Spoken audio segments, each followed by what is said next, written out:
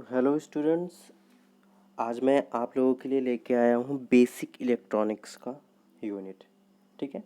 तो basic electronics की अगर हम बात करें, जैसे इसका नाम ही है बेसिक इलेक्ट्रॉनिक्स, मतलब बेसिकली चीज़ें हमको अभी इसमें पढ़ना है। क्योंकि जो इलेक्ट्रॉनिक्स है, इलेक्ट्रॉनिक्स की अगर हम बात करें, ट्रांजिस्टर की बात करें, और जो भी हमारे इलेक्ट्रॉनिक युक्तियाँ हैं, आज का जो युग चल रहा है वो किसका चल रहा है? इलेक्ट्रॉनिक का युग चल रहा है।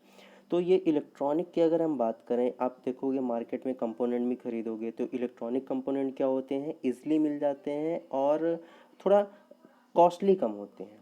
ठीक है ना, मतलब इसकी जो कीमत की बात करें हम तो ना के बराबर होती है। तो क्यों होती है ये? तो ये सारी चीज़ें हम कहाँ पढ़ेंगे? बेसिक इलेक्ट्रॉनिक्स में पढ़ेंगे। ठीक है। तो अगर हम बेसिक इलेक्ट्रॉनिक्स की बात करें तो बेसिक इलेक्ट्रॉनिक्स ये आया कहाँ से है हमारा?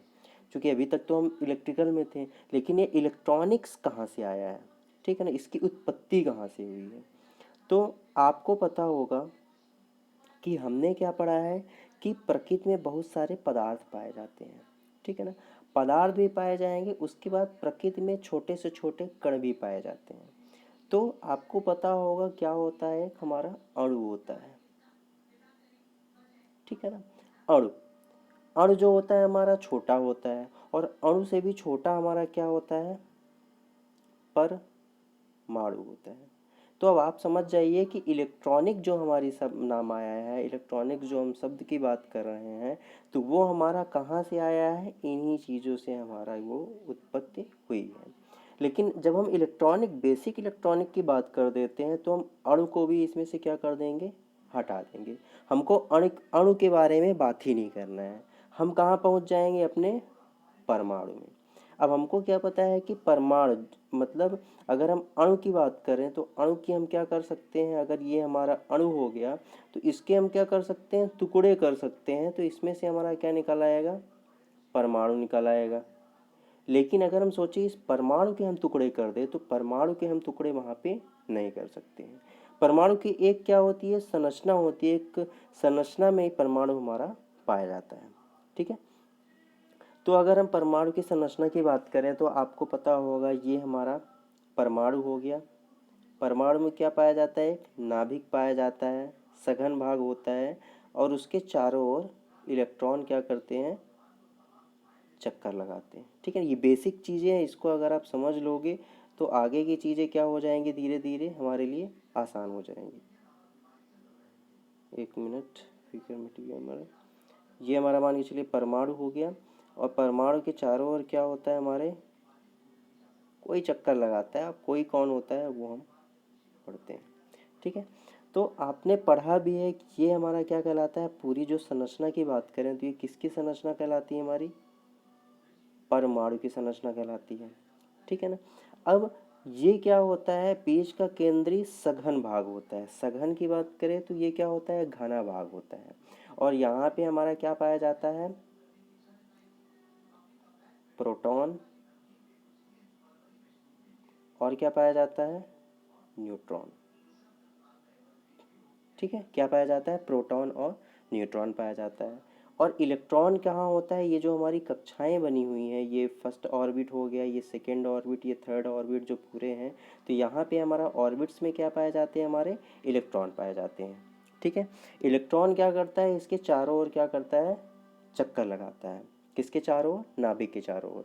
अब नाभिक क्या होता है? सघन भाग होता है। ठीक है ना। अब अगर हम बात करें यहाँ पे प्रोटॉन और न्यूट्रॉन की, तो प्रोटॉन हमारा कैसे होता है? धनात्मक होता है।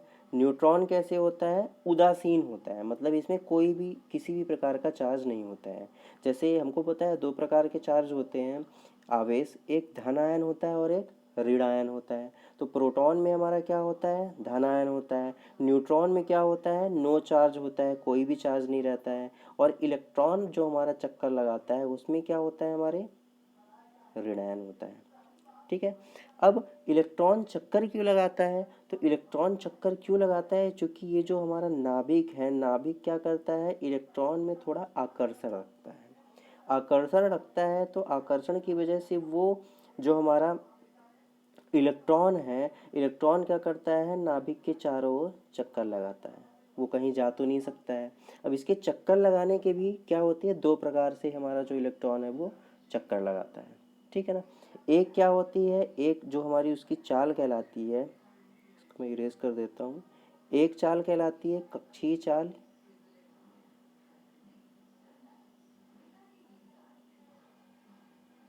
ठीक है ना। एक क्या होती है हमारी कक्षीय चाल होती है, और जो दूसरी चाल होती है उसको हम क्या बोलते हैं, चक्रण, ठीक है ना। अब ये दोनों चाल क्या होती है, दोनों चाल को भी समझना हमको बहुत इंपॉर्टेंट है हमारे लिए। तो अगर हम कक्षीय चाल की बात करें, पहले तो हम चक्रण की बात करते हैं। तो चक्रण की बात करें तो अगर ये हमारा इलेक्ट्रॉन है, तो इलेक्ट्रॉन क्या हो, इसी बिंदु पे रहते हुए वो क्या करे, गोल गोल घूमे। गोल गोल घूमे का मतलब जैसे लट्टू होता है, ठीक है ना, लट्टू को हम क्या करते हैं, घुमाते हैं, तो क्या करता है, एक ही जगह पे क्या करता है, वह घूमता है, ठीक है ना। तो वो जो चाल होती है वो क्या कहलाती है, हमारी चक्रण कहलाती है। मतलब वो घूमेगा है ही, चाहे वो वहीं पे रह के घूमे। और एक तो उसकी कक्षीय चाल होती है, कक्षीय चाल का मतलब क्या होता है कि वो एक उसका एक एरिया रहेगा, एक ऑर्बिट रहेगा, और उसी के चारों ओर वो क्या करेगा, चक्कर लगाएगा। तो यहाँ पे जो परमाणु जो होता है हमारा, परमाणु के अंदर जो हमारा क्या पाया जाता है, इलेक्ट्रॉन पाया जाता है, उसकी जो चाल होती है वो चाल कौन सी हो जाती है, यहाँ पे कक्षीय चाल होती है, ठीक। वो अपनी कक्षा में क्या करता है, चक्कर लगाता है। तो इसी तरह क्या होते हैं, हमारे इलेक्ट्रॉन्स के बहुत सारे क्या होते हैं, कक्षाएं होती है, ठीक है ना। तो ये हमारा नाभिक हो गया, ये पहला ऑर्बिट, ये दूसरा ऑर्बिट, ये तीसरा ऑर्बिट, ठीक। इलेक्ट्रॉन सब क्या कर रहे हैं, चक्कर लगा रहे हैं। अब इसमें आपको पता होना चाहिए दो चीज़ें आती है, एक सर्वग्राही और एक सर्वदाता, ठीक है ना। तो अब आपको यहाँ पे स्पष्ट होना चाहिए कि कोई ग्राही क्यों कहलाता है और कोई दाता क्यों कहलाता है। ये मैंने बता दिया, समझने वाले स्टूडेंट समझ ही गए होंगे। क्योंकि होता क्या है कि नाभिक में पाया जाता है क्या, आकर्षण क्षेत्र पाया जाता है, वो क्या करता है, इलेक्ट्रॉन को आकर्षित करता है। तो ये पहला ऑर्बिट है, मतलब यहाँ पे अगर हमारे कितने इलेक्ट्रॉन्स होते हैं, दो होते ही हैं, दो फिक्स हैं। तो दो इलेक्ट्रॉन अगर होंगे तो पहली कक्षा में नाभिक का गुरुत्वाकर्षण, मतलब जो आकर्षण, गुरुत्वाकर्षण हम यहाँ पे नहीं बोलेंगे, आकर्षण बोलेंगे। आकर्षण जो होता है यहाँ पे क्या होता है, ज़्यादा तेज रहता है।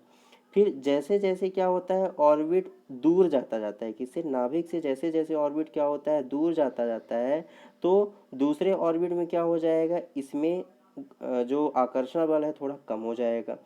तीसरे ऑर्बिट की बात करें तो इसमें और कम हो जाएगा।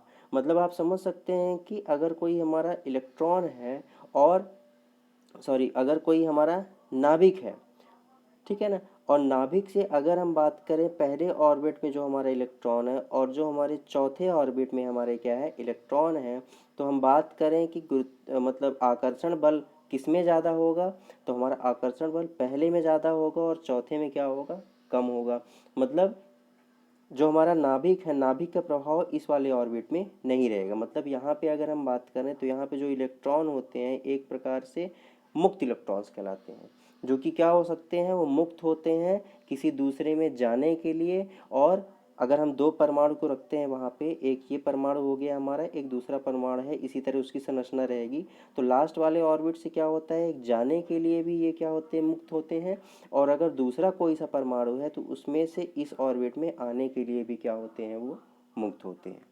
तो यहाँ पे ये सर्वग्राही हो गया और सर्वदाता कहलाता है, ठीक है। यहाँ पे जो प्रोसेस है, और यही बहुत बेसिक चीज़ें हैं जो कि हम क्या करते हैं, हम ये समझ के स्किप कर देते हैं कि ये हमारे पास हमारे नॉलेज में है। और यहीं से क्या होता है, हमारी इलेक्ट्रॉनिक स्टार्ट होती है, ये हमारी इलेक्ट्रॉनिक स्टार्ट हो चुकी है। मतलब यहाँ से हमने क्या पढ़ा है, इलेक्ट्रॉन, प्रोटॉन, न्यूट्रॉन का इंटरनली कि काम क्या होता है इसका। अब आपको समझ में आ गया कि इलेक्ट्रॉनिक जो हमारा नाम आया है वो कहाँ से आया है, इसी से आया हुआ है। परमाणु के अंदर जो इलेक्ट्रॉन, प्रोटॉन, न्यूट्रॉन है, और जो इलेक्ट्रॉन होता है, यही जो इलेक्ट्रॉन होता है, यही इलेक्ट्रॉन क्या करता है, हमारी बिजली के रूप में फ्लो होता है, ठीक है ना। इसी इलेक्ट्रॉन्स को हम क्या करते हैं, फ्लो करते हैं।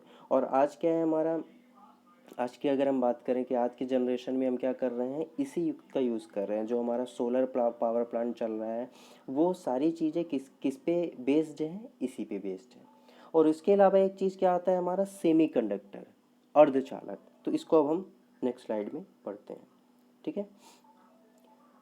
तो यहाँ पे आपका स्पष्ट हो गया इलेक्ट्रॉन क्या कहलाता है। इलेक्ट्रॉन तो आपने समझ लिया कि इलेक्ट्रॉन क्या होता है, प्रकृति का एक मूल कण होता है, ठीक है ना। और अगर हम इलेक्ट्रॉन की बात करें तो चाहे सारी दुनिया में कहीं पे भी इलेक्ट्रॉन रहे, वो सभी इलेक्ट्रॉन क्या होते हैं, एक समान होते हैं, ठीक है ना। इलेक्ट्रॉन की बात करें तो ये ऋणात्मक होते हैं, ठीक है, ये हमने पढ़ लिया है। फिर यहाँ पे आप देखेंगे इलेक्ट्रॉन की गति। इलेक्ट्रॉन की गति की भी हमने बात कर दिया है कि एक चक्रण गति लगाते हैं और दूसरी क्या करते हैं, कक्षीय गति लगाते हैं। मतलब एक तो या तो अपनी ही जगह पे घूमेगा और एक क्या होगा कि किसी के चारों ओर घूमेगा, ठीक है ना। तो इलेक्ट्रॉन की गति क्या होती है, दो प्रकार की होती है। फिर संयोजी इलेक्ट्रॉन्स। संयोजी इलेक्ट्रॉन्स क्या कहलाते हैं, किसी तत्व के परमाणु की अंतिम कक्षा में जितने इलेक्ट्रॉन्स उपस्थित होते हैं वे उस तत्व की संयोजी इलेक्ट्रॉन्स कहलाते हैं। संयोजी मतलब बैलेंसी इलेक्ट्रॉन्स, नाम इंग्लिश भी जानना चाहिए, वैलेंसी इलेक्ट्रॉन्स मतलब बैलेंस करने वाले जो हमारे इलेक्ट्रॉन्स होते हैं वही संयोजी इलेक्ट्रॉन्स कहलाते हैं। और ये क्या होते हैं, एक तरह से स्वतंत्र भी होते हैं, क्योंकि इसमें क्या होता है, जो हमारा आकर्षण होता है नाभिक से आकर्षण क्या होता है, कम होता है। और अगर कोई दूसरा परमाणु है और हम क्या करते हैं वहाँ पे हीटिंग करेंगे, ठीक है ना, तो क्या होगा कि जो आपके लास्ट ऑर्बिट में जो भी इलेक्ट्रॉन्स रहेंगे वो मूव करने के लिए फ्री रहते हैं। मतलब एक परमाणु से दूसरे परमाणु की कक्षा में जाने के लिए क्या होते हैं, वहाँ पे वो स्वतंत्र रहते हैं, ठीक है। और वहीं से क्या होते हैं, वो मुक्त होते हैं। फिर इसके बाद देखिए मुक्त इलेक्ट्रॉन्स, जो कि मैंने बता ही रहा हूँ कि अधिकांश धातुओं की अंतिम कक्षा में केवल एक दो इलेक्ट्रॉन्स होते हैं और इन्हें दूसरे परमाणुओं द्वारा आरोपित थोड़े से आकर्षण बल द्वारा धातु के परमाणु से विस्थापित किया जा सकता है, ठीक है ना। मतलब मुक्त इलेक्ट्रॉन्स की बात करें तो क्या होता है कि अगर कोई परमाणु की अंतिम कक्षा में जो भी इलेक्ट्रॉन्स होते हैं, अब हम अंतिम कक्षा क्यों लेते हैं ये भी मैंने स्पष्ट कर दिया, चूंकि वहाँ पे क्या होता है, आकर्षण क्या होता है, कम होता है। और आकर्षण कम होता है तो वो मुक्त ही रहेंगे, ठीक है ना। जैसे क्लास में अगर कोई स्टूडेंट्स बैठे हुए, पूरी क्लास लगी हुई है, तो आप देखोगे कि स्टार्टिंग के जो बच्चे होते हैं, जो first bench, second bench, third fourth इधर जो बेंच के होते हैं, तो उसमें क्या होता है, टीचर का भी ध्यान रहता है और स्टूडेंट का भी ध्यान रहता है। लेकिन चूंकि टीचर का अगर हम बात करें आकर्षण, तो लास्ट बेंच वाले क्या होते हैं, वहाँ तक उनका आकर्षण नहीं जा पाता है, वहाँ तक पूरा उनका ध्यान नहीं जा पाता है। तो हम क्या बोल सकते हैं कि वो हमारे पहुँच से क्या है, दूर है, ठीक है ना। तो ये हमारा मुक्त इलेक्ट्रॉन्स हो गया। फिर उसके बाद इलेक्ट्रॉन का प्रवाह। ये वीडियो पूरी देखिए, चूँकि अगर आप सोचोगे कि हम ये जो चीज़ें पढ़ रहे हैं ये हम पढ़ चुके हैं, तो अगर आप इसको बेसिक इलेक्ट्रॉनिक्स का मतलब ही है, अगर आप आगे पढ़ोगे, मॉसफेट पढ़ोगे, उधर और बड़ी बड़ी चीज़ें पढ़ोगे, ट्रांजिस्टर पढ़ोगे, तो उसके लिए आपके पास नॉलेज होना चाहिए बेसिक का, और बेसिक आपका परमाणु से ही निकला है। तो इलेक्ट्रॉन के प्रवाह की बात करें तो परमाणु में क्या होते हैं, परमाणु की बात करें तो परमाणु में हमारे इलेक्ट्रॉन्स होते हैं।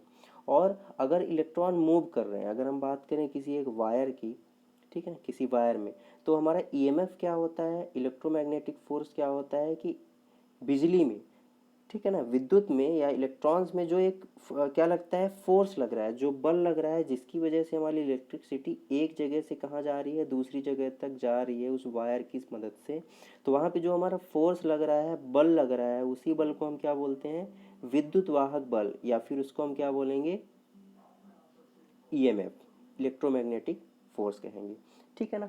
तो यहाँ पे जो हमारे इलेक्ट्रॉन्स की बात करेंगे, एक जगह से दूसरी जगह तक जा रहे हैं, चाहे वो परमाणु में है और चाहे वो विद्युत में हो, तो यहाँ पे उनमें क्या प्रोड्यूस हो रहा है, ईएमएफ प्रोड्यूस हो रहा है, ठीक है। ईएमएफ की वजह से वो क्या हो रहा है, एक जगह से दूसरी जगह पे जा रहे हैं। और आपको पता होना चाहिए इलेक्ट्रॉन्स चाहे पूरी दुनिया में अगर इलेक्ट्रॉन्स कहीं पे भी मिल रहा है तो वो एक समान होते हैं।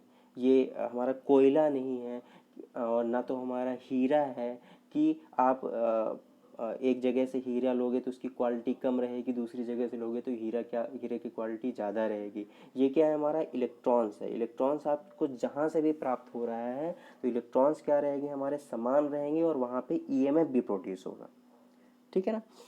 यहाँ पे देख लीजिए, अगर इलेक्ट्रॉन नाम आ गया कहीं पे भी तो मतलब इलेक्ट्रॉन्स अगर आप कहीं से भी आप निकाल रहे हो, ठीक है ना, मैं बोलता हूँ मिट्टी पानी कहीं से भी आप अगर इलेक्ट्रॉन्स निकाल रहे हो, उसका मतलब आप वहाँ पे विद्युत धारा प्रवाहित कर सकते हो, विद्युत धारा का प्रवाह वहाँ पे हो सकता है, ठीक है। बाकी चीज़ें आपके नॉलेज में है कि विद्युत धारा का प्रतीक आई और मात्रक एम्पियर होता है। और विद्युत धारा की चाल 3 × 10⁸ मीटर पर सेकेंड होती है, ठीक है ना।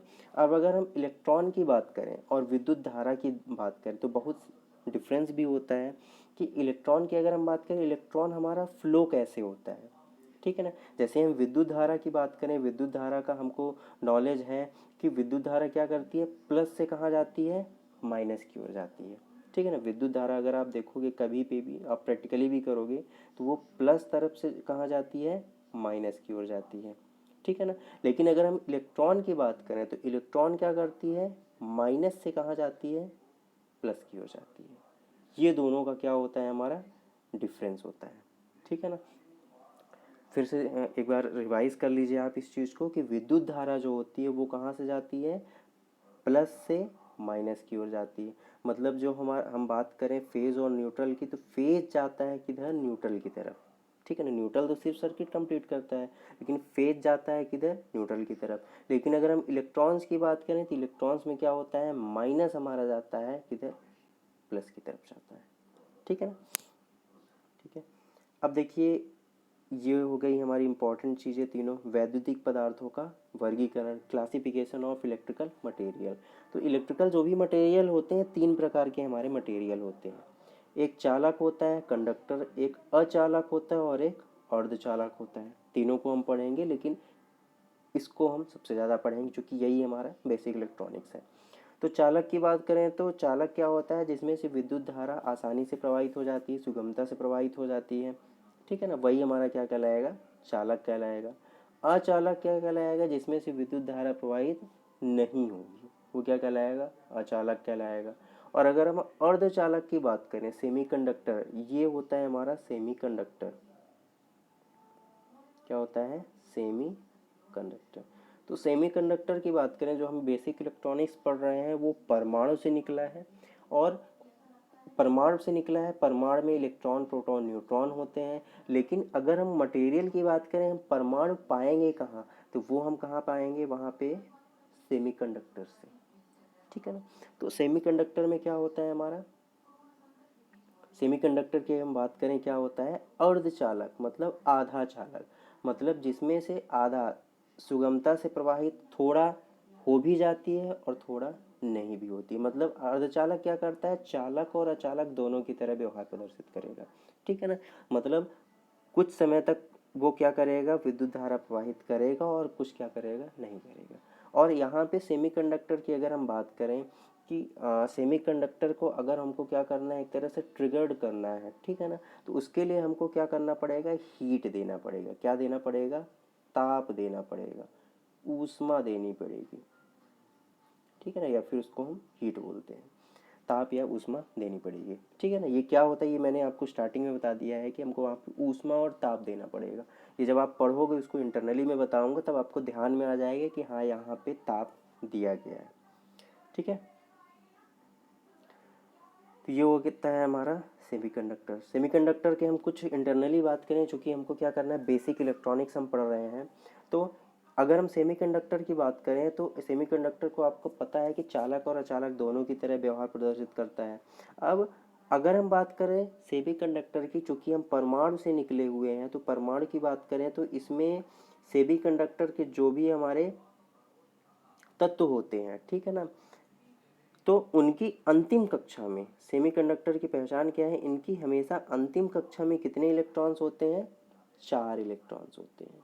जो मैंने आपको बताया है कि अंतिम कक्षा में जो इलेक्ट्रॉन्स होते हैं, जिसको हम बैलेंसी इलेक्ट्रॉन्स बोलते हैं या फिर हम उनको मुक्त इलेक्ट्रॉन्स भी बोलते हैं, ठीक है ना, जो मुक्त होते हैं। तो अर्धचालक में कितने मुक्त इलेक्ट्रॉन्स होते हैं अंतिम कक्षा में, 4। ये मोस्ट इंपॉर्टेंट चीज़ है कि 4 इलेक्ट्रॉन्स होते हैं, ठीक है। ये आपके ऑब्जेक्टिव में भी, एमसीक्यूज में भी आ सकते हैं। तो सेमीकंडक्टर की अगर हम बात करें तो सेमीकंडक्टर भी हमारे कौन कौन से होते हैं, जर्मेनियम, सिलिकॉन, ठीक है ना, ये सारी चीज़ें क्या कहलाएगी, हमारी सेमीकंडक्टर्स कहलाएगी हमारा। जैसे कार्बन भी हो गया। तो अगर हम बात करें जर्मेनियम का, तो जर्मेनियम का प्रतीक क्या होता है, Ge। और परमाणु संख्या कितनी होती है इसकी, 32, ठीक है ना। अब इलेक्ट्रॉनिक विन्यास इसका क्या हो जाएगा, 2 8 18 4, ठीक है ना। अब आपसे शायद इलेक्ट्रॉनिक विन्यास निकालते बनता होगा, और अगर नहीं बनता है तो मैंने एक दिन बोला था क्या आपसे, फॉर्मूले के लिए, ठीक है ना। चलिए ठीक है, कोई दिक्कत नहीं, मैं भी आपको बता रहा हूँ। तो अब हम देखते हैं यहाँ पे कि अगर हमारा कोई परमाणु है, जैसे हम जर्मेनियम की ही बात करते हैं, ठीक है ना, जर्मेनियम की ही बात करते हैं इलेक्ट्रॉनिक्स विन्यास निकालने की, तो इसका परमाणु संकेत क्या है, 32 है। और इसको हम निकालते कैसे हैं, 2n स्क्वायर से निकालते हैं, ठीक है ना। अब अगर n का मतलब क्या होता है यहाँ पे, कक्षा, n का मतलब क्या होता है, कक्षा, या जिसको हम क्या बोलते हैं, ऑर्बिट बोलते हैं, ठीक है ना, ऑर्बिट बोलते हैं। तो यहाँ पे हम देखते हैं 2n स्क्वायर पे अगर हम फॉर्मूले, ये जो हमारा क्या होता है 2n स्क्वायर फार्मूला होता है, हम ज्ञात करना चाहें कि पहली कक्षा में कितने इलेक्ट्रॉन्स होते हैं, तो n की जगह पे हम कितना रखेंगे, 1 रखेंगे। तो 2 1 की पावर 2, मतलब 2 इंटू 1 इक्वल टू 2, ठीक है ना। मतलब अगर ये हमारा जर्मेनियम हो गया तो इसकी पहली कक्षा में कितने इलेक्ट्रॉन्स होंगे, 2 इलेक्ट्रॉन्स होंगे, ठीक है ना। अब दूसरी कक्षा में हम देखते हैं, दूसरी कक्षा में क्या होगा, n की जगह पे आपको 2 रखना है, तो 2 इंटू 2 की घात 2, 4, मतलब 8। तो ऐसे ही क्या होगा, हमारे इलेक्ट्रॉन्स बढ़ते जाएंगे। अब यहाँ पे देखिए 8 ये इलेक्ट्रॉन्स हो गए और 2 ये, 8 2 10 इलेक्ट्रॉन्स हो गए। अब तीसरी कक्षा में हम देखते हैं कितने इलेक्ट्रॉन्स होंगे, तो 2 इंटू 3 की घात 2, तो 2 इंटू 3 तिकाई 9 और 9 दूनी 18 हो जाएगी। इसको डायरेक्ट 18 कर दो आप, ठीक है ना। मतलब यहाँ पे 18 और ये कितना हो गया, 28, 18 8 धन 2 10, तो 18 10 क्या हो जाएगा, 28। मतलब यहाँ पे कितने टोटल इलेक्ट्रॉन्स हो गए हमारे, 28 इलेक्ट्रॉन्स हो गए, ठीक है ना। अब तीसरा ऑर्बिट करेंगे, तीसरे ऑर्बिट में बहुत ज़्यादा इलेक्ट्रॉन्स हो जाएंगे हमारे, बट हमारे पास यहाँ पे परमाणु संख्या सिर्फ कितनी दी हुई है, हमारी परमाणु संख्या 32 दी हुई है, ठीक है ना। परमाणु संख्या कितनी दी हुई है हमारी, 32 दी हुई है। इसको बैलेंस करने के लिए हम क्या करेंगे, पहली कक्षा में हमको पता हो गया है यहाँ पे कि पहली कक्षा में, एक मिनट, पहली कक्षा में हमारे कितने इलेक्ट्रॉन्स हो गए, 2 इलेक्ट्रॉन्स हो गए। दूसरी कक्षा में कितना हो गया हमारा, 8 इलेक्ट्रॉन्स हो गया। तीसरी कक्षा में कितने इलेक्ट्रॉन्स हो गए हमारे, 18 इलेक्ट्रॉन्स हो गए। और चौथी कक्षा में कितने इलेक्ट्रॉन्स अब बचे हैं, सिर्फ 4 रहेंगे। तो यहाँ से आप देख सकते हैं कि अगर हमारा कोई सेमीकंडक्टर है तो उसकी अंतिम कक्षा में हमेशा कितने इलेक्ट्रॉन्स आएंगे, 4 इलेक्ट्रॉन्स आएंगे। तो ये क्या होता है, हमारा सेमीकंडक्टर का पहचान होता है, ठीक है। अब देखिए ये बहुत ही इम्पोर्टेंट है, जिसको हम क्या कर देते हैं, हमेशा स्किप कर देते हैं, अर्धचालकों का ऊर्जा बैंड आरेख, ठीक है ना। यही तो मेन चीज़ है, ऊर्जा बैंड आरेख, ठीक है ना। मतलब अगर हम बात करें, आपको एक नाम आना चाहिए, ताप और परम शून्य ताप, ठीक है ना। ताप की बात करें तो ताप क्या होता है, ताप एक हीट होता है, ऊष्मा होती है, ठीक है ना, हीट होता है और ऊष्मा होती है। अब ये हीट क्या होता है, मैक्सिमम भी होता है और मिनिमम भी होता है। मतलब ताप ऐसा होता है कि बहुत ज़्यादा ताप हो जाता है, जैसे आप लोहे को पिघला रहे हो, ठीक है ना, लोहे पिघला रहे हो तो वहाँ पे क्या हो जाएगा, आपको ज़्यादा ताप देना पड़ेगा। और एक ताप ऐसा होता है कि उससे कम ताप आपका हो ही नहीं सकता है, ठीक है ना। तो ऐसा कौन सा ताप होता है हमारा, तो उस ताप को हम क्या बोलते हैं, उस ताप का नाम होता है आपके परम शून्य ताप। ये ऊष्मागतिकी के नियम से निकला हुआ है। क्या होता है, परम शून्य ताप। मतलब अगर हम परम शून्य ताप की बात करें तो परम शून्य ताप का मान कितना होता है, ठीक है ना, ये बहुत ज़्यादा इम्पोर्टेंट हो जाता है। तो -273 डिग्री सेल्सियस, ये क्या होता है, परम शून्य ताप का मान होता है। आप माइनस देख सकते हो यहाँ पे, मतलब शून्य से भी कम ताप जो होता है वो आपका क्या कहलाता है, परम शून्य ताप कहलाता है। और -273 डिग्री सेल्सियस से नीचे कोई ताप नहीं होता है, मतलब इससे कम कोई सा भी ताप हमारा नहीं होता है। तो अगर हम बात करें कि अगर कोई हमारा सेमीकंडक्टर मटेरियल है, उसको अगर हम परम शून्य ताप देते हैं तो वो क्या हो जाता है, अचालक हो जाता है। जैसे हमने पढ़ा था कि चालक और अचालक। तो यहाँ पे अगर आपका क्या हो रहा है, सेमीकंडक्टर है उसको हम क्या कर रहे हैं, परम शून्य ताप में रख रहे हैं, तो हमारा जो भी सेमीकंडक्टर है वो क्या बन जाएगा, अचालक बन जाएगा। और जब कोई चीज़ अचालक बन जाता है तो वो क्या होता है, एक ही जगह पे रहता है। मतलब यहाँ पे जैसे आप देखिए फिगर पे कि ये हमारा क्या है, इलेक्ट्रॉन, आपका सेमीकंडक्टर जो है उसका ऊर्जा बैंड बनाया हुआ है, ये संयोजी बैंड है। ठीक है ना। मतलब आपका जब परम शून्य ताप रहेगा तो इलेक्ट्रॉन जो आपका अर्धचालक रहेगा, अर्धचालक के अंदर जो आपका इलेक्ट्रॉन्स हैं वो सारी चीज़ें क्या रहेंगी, आपका न्यूट्रल हो जाएंगे भाई, अचालक हो चुकी हैं, कोई मतलब नहीं है, कोई लेना देना नहीं है उनको, वो उसी जगह पे रहेंगी। लेकिन जैसे जैसे हम क्या करने लगते हैं, ताप में वृद्धि करने लगते हैं। ठीक है ना, जैसे जैसे हम क्या करेंगे, इसमें ताप में वृद्धि करते जाएंगे तो क्या प्रोसेस होगी कि ये जो हमारा भरा हुआ, आप देख रहे हैं यहाँ पे क्या लिखा हुआ है आपका, भरा हुआ। संयोजी बैंड में क्या होते हैं, जब संयोजी बैंड कहीं पे नाम आ जाए तो उसका मतलब उनके जो एक्चुअल, जैसे हम अपने कहाँ पे रहते हैं, घर पे रहते हैं, तो हम अपने घर पे हैं, इस समय लॉकडाउन है, तो हम इस समय पे कहाँ हैं, संयोजी बैंड में चल रहे हैं। ठीक है ना। लॉकडाउन ओपन हो जाता है तो हम कहाँ पहुँच जाते हैं, चालन बैंड में पहुँच जाते हैं, कहीं यहाँ जा रहे हैं, कहीं वहाँ जा रहे हैं। ठीक है ना। तो इस समय पे हम कहाँ हैं, संयोजी बैंड में हैं। तो इसी तरह हमारा क्या होता है, सेमीकंडक्टर होता है, जब परम शून्य ताप में होता है तो वो कहाँ चला जाता है, संयोजी बैंड में, इसको कुछ लेना देना नहीं है। लेकिन जैसे जैसे हम क्या करते हैं, ताप बढ़ाने लगते हैं तो इलेक्ट्रॉन क्या होते हैं, मूव करने लगते हैं, मतलब ये धीरे धीरे क्या करेगा, चालन बैंड की ओर जाएगा। ठीक है ना। तो ये होता है हमारा, क्या होता है इसका, अर्धचालकों का ऊर्जा बैंड आरेख। ठीक है।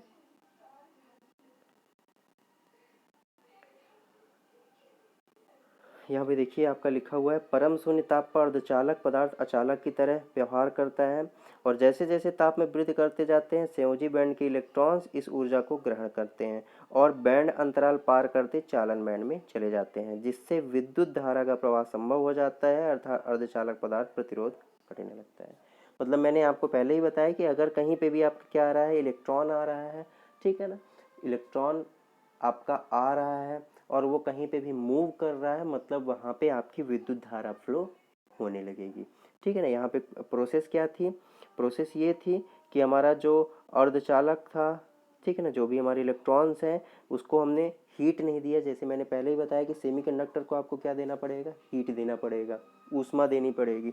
परम शून्य ताप में है तो वो यहीं पे रहेंगे, कहीं नहीं जाएंगे, जैसे अभी हम घरों पे हैं। लेकिन जैसे ही धीरे धीरे ऊष्मा मिलने लगेगी, ये क्या करेंगे, मूव करेंगे, और जैसे ही आपके इलेक्ट्रॉन मूव करेंगे मतलब वहाँ पे क्या हो रही है, विद्युत धारा आपका प्रवाह होने लगा है।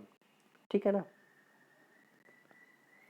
ये इसका निष्कर्ष लिखा हुआ है कि हम कह सकते हैं कि तापमान वृद्धि के साथ साथ अर्धचालक की वैद्युतिक चालकता में वृद्धि हो जाती है और यह चालक की भांति व्यवहार करने लगता है। इसीलिए हम यहाँ पे बोलते हैं कि अर्धचालक क्या होता है, कंडक्टर भी होता है, और अर्धचालक क्या होता है आपका, चालक भी होता है और अचालक भी होता है। ठीक है ना। क्यों बोलते हैं, क्योंकि अगर हम उसको ऊष्मा दे रहे हैं, ऊष्मा दे रहे हैं तो वो क्या बन जाएगा, चालक बन जाएगा। और अगर हम उसको ऊष्मा नहीं देंगे, ताप नहीं देंगे, परम शून्य ताप में रख दिया है हमने, तो वो क्या हो जाएगा, अचालक हो जाता है। ठीक है। अब ये देखिए आपका अर्धचालक ऊर्जा स्तर हो गया। ठीक है ना। अब यहाँ पे वही चीजें हैं जो मैंने आपको पहले ही बताया था कि ये परमाणु हो गया, परमाणु की कक्षाएं होती हैं, ये प्रथम कक्षा हो गया, द्वितीय हो गया, तृतीय हो गया और चतुर्थ हो गया। ये नाभिक हो गया हमारा। तो प्रथम कक्षा में ज़्यादा क्या होगा, आकर्षण रहेगा, चौथी कक्षा के अपेक्षा चौथी कक्षा में क्या होगा, कम आकर्षण रहेगा। ठीक है। इसको आप पढ़ लीजिएगा, मैं रोक देता हूँ, इसको आप पढ़ लीजिएगा वीडियो को थोड़ा रोक के। अब अगर हम सेमीकंडक्टर की बात करें, अब ये आपका लास्ट टॉपिक है, इसके बाद में नेक्स्ट जो वीडियो आएगी उसमें हम इसको कंप्लीट करेंगे। ठीक है ना। तो अगर हम बात करें अर्धचालक की बात करें, तो अर्धचालक भी हमारे दो प्रकार से होते हैं, इंट्रिंसिक होता है और एक्सट्रिंसिक होता है। ये बोलने में थोड़ा प्रॉब्लम जाएगी लेकिन बहुत इंपॉर्टेंट है, इसका भी हमको नॉलेज होना चाहिए, बहुत ही इंपॉर्टेंट है। हमने स्टार्ट कहाँ से किया, अणु से किया था, अणु से हम कहाँ गए, परमाणु में गए, और परमाणु से हम कहाँ चले गए, परमाणु की संरचना में चले गए, जहाँ पे इलेक्ट्रॉन होता है आपका, प्रोटॉन होता है और न्यूट्रॉन होता है। इन दोनों से कोई लेना देना नहीं है हमको, हम कहाँ पे चल रहे हैं, इलेक्ट्रॉन में चल रहे हैं। और इलेक्ट्रॉन से ही क्या आया, हमारा सेमीकंडक्टर आया, ठीक है ना। हालांकि आया हमारा कहाँ से, अर्धचालक से इलेक्ट्रॉन आया हुआ है, लेकिन हम पढ़ कहाँ रहे हैं, पहले हमने इलेक्ट्रॉन पढ़ा और उसके बाद हम कहाँ पढ़ रहे हैं, सेमीकंडक्टर पढ़ रहे हैं। आपका कोर्स इसीलिए होता है, इसलिए कि पहले आप इलेक्ट्रॉन पढ़ो, फिर उसके बाद आप क्या पढ़ो कि इसकी उत्पत्ति कहाँ से हुई है। तो इसकी उत्पत्ति कहाँ से हुई है, अर्धचालक से हुई है। तो अभी हम अर्धचालक में ही हैं। तो अर्धचालक इंट्रिंसिक और एक्सट्रिंसिक दो प्रकार के होते हैं। इंट्रिंसिक की अगर हम बात करें तो ऐसे अर्धचालक जो प्रकृति में शुद्ध अवस्था में विद्यमान होते हैं वो क्या कहलाते हैं, हमारे इंट्रिंसिक कहलाएंगे, ठीक है ना। और इसमें जो विद्युत धारा, अगर हम बात करें कि विद्युत धारा का फ्लो क्या होता है, तो उच्च प्रतिरोध के साथ रहता है, ठीक है ना। दो तीन आपको इसमें से ऑब्जेक्टिव निकल आएगा कि इंट्रिंसिक अगर कोई सा भी अर्धचालक प्रकृति में शुद्ध अवस्था में मिल रहा है तो वह किस प्रकार का अर्धचालक कहलाएगा, तो आपका इंट्रिंसिक कहलाएगा, पहला ऑब्जेक्टिव। दूसरा क्या कहलाएगा कि इसकी संरचना किस प्रकार होती है, तो ये हमेशा क्रिस्टली पाए जाते हैं, क्रिस्टल की तरह पाए जाते हैं। क्रिस्टल आप देखिए ना, ऐसे ऐसे करके ये आपका क्या हो जाएगा, क्रिस्टली संरचना रहती है।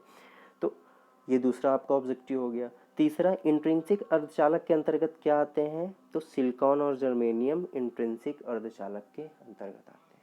मतलब अभी हम क्या जानते थे कि सेमीकंडक्टर में सिलिकॉन और जर्मेनियम हमारा सेमीकंडक्टर होता है, लेकिन अब हमको क्या नॉलेज हो गया कि ये कौन से सेमीकंडक्टर हैं, वो इंट्रिंसिक सेमीकंडक्टर, ये मुक्त अवस्था में पाए जाते हैं, ठीक है। अब दूसरा अगर हम बात करें एक्सटेंसिंग की बात करें, तो एक्सटेंसिंग क्या होता है कि अगर कोई सा भी हमारा अर्धचालक है और उसमें हम डोपिंग कर रहे हैं, डोपिंग का मतलब क्या हो रहा है, अशुद्धि मिला रहे हैं, ठीक है ना। मतलब जैसे आप एक नॉर्मल में एग्जांपल आप बताता हूँ कि जलेबी बनाने के लिए जो अमेरिका का जो सीरा बनाया जाता है, ठीक है ना, उसमें क्या डालते हैं, थोड़ा सा दूध डाला जाता है, थोड़ा सा दूध डाला जाता है। उसका मतलब क्या होता है, दूध डालने से क्या होता है कि शक्कर की जो चाशनी होती है उसमें जो भी गंदगी होती है वो सारी गंदगी क्या हो जाती है, ऊपर आ जाती है और उसको हम छान के क्या कर सकते हैं, निकाल सकते हैं। तो ये प्रोसेस भी क्या कहला रही है यहाँ पे, डोपिंग, ठीक है ना। मतलब किसी भी चीज़ को शुद्ध करने के लिए, ठीक है ना, या उसका रूप निकालने के लिए उसमें जो आप दूसरा मटेरियल डाल रहे हो वही क्या कहलाती है, हमारी डोपिंग कहलाती है।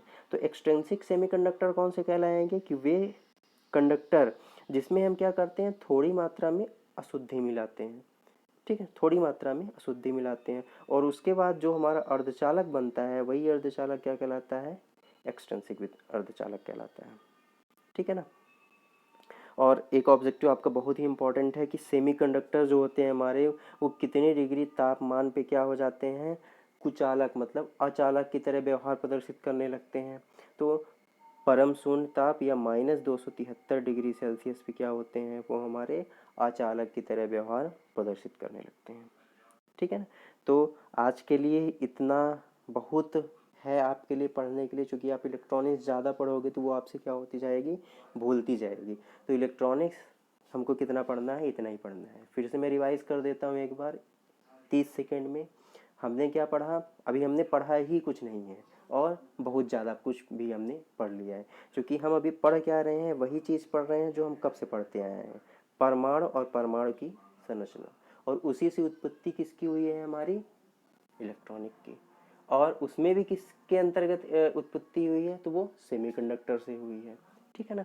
क्योंकि हमको यहाँ पे क्या करना है, आपको पता है कि आज का युग जो है तो आपका धीरे धीरे कोयला हो गया, ये सारी चीज़ें क्या हो रही है, ख़त्म हो रही है, इसका दोहन बहुत हो रहा है, लेकिन सूर्य की जो एनर्जी होती है उसका दोहन आप जितना भी करोगे वो भी आपका कम है, ठीक है ना।